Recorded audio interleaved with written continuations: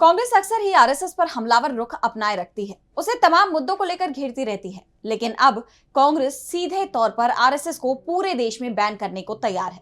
बस केंद्र की सत्ता में आने का इंतजार है। कांग्रेस अध्यक्ष मल्लिकार्जुन खड़गे के बेटे और कर्नाटक सरकार में मंत्री प्रियांक खड़गे ने कहा कि अगर कांग्रेस केंद्र में आई तो आरएसएस पर देशव्यापी प्रतिबंध लगाया जाएगा। प्रियांक ने आरएसएस पर नफरत और सांप्रदायिक हिंसा फैलाने का आरोप लगाया और संगठन के फंडिंग सोर्स की जांच की भी मांग की। इसके साथ ही प्रियांक ने बीजेपी हाईकमान पर भी तंज कसा, जिससे राज्य से लेकर दिल्ली तक की सियासत गर्मा गई है। तो और क्या कुछ कहा प्रियांक खड़गे ने, आइए जानते हैं इस रिपोर्ट में।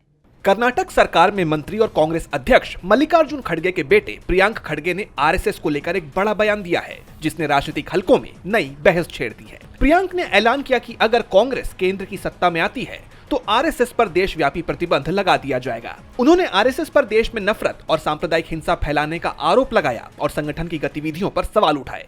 प्रियांक खड़गे ने कहा कि आरएसएस और उसकी राजनीतिक शाखा बीजेपी देश के सामने असल मुद्दों जैसे बेरोजगारी और आतंकी हमलों पर जवाब देने से बचते हैं। उन्होंने पूछा कि आरएसएस संविधान बदलने की बात करने वालों को क्यों नहीं रोकता और समाज में नफरत फैलाने का काम क्यों करता है। इसके साथ ही उन्होंने आरएसएस के फंडिंग स्रोत और आर्थिक गतिविधियों की जांच की भी मांग की। प्रियांक ने कहा कि ईडी और इनकम टैक्स जैसी एजेंसियां सिर्फ विपक्ष को निशाना बनाती हैं, लेकिन आरएसएस की जांच करने से बचती हैं। ये बयान प्रियांक ने बीजेपी सांसद तेजस्वी सूर्या के एक ट्वीट के जवाब में दिया, जिसमें सूर्या ने कांग्रेस हाईकमान पर निशाना साधा था।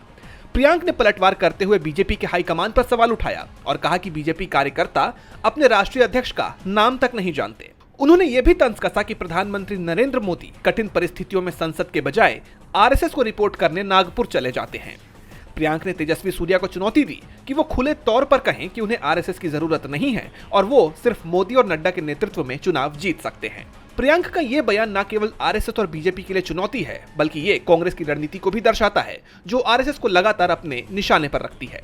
हालांकि इस बयान से राजनीतिक तनाव बढ़ सकता है, क्योंकि आरएसएस को बीजेपी का वैचारिक आधार माना जाता है। अब ये देखना दिलचस्प होगा कि इस बयान का जवाब बीजेपी और आरएसएस कैसे देते हैं।